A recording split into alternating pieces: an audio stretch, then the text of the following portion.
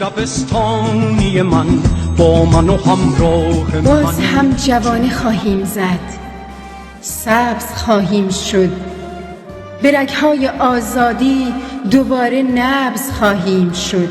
وقت نجات زندگیست، از منجلاب فقر و مرگ. بس است نوشتن این سخن روی زمین با خون رگ. من می کنم با دست خیش جانم فدای راه حق. آزاده مردن مرگ نیست در جاودان سرای حق. یاران ما کشته شدند با حکم بی اساس دین. از دست تو خون به دل است مردم این ایران زمین. هر قطره خون رگم گل در بهار زندگیست.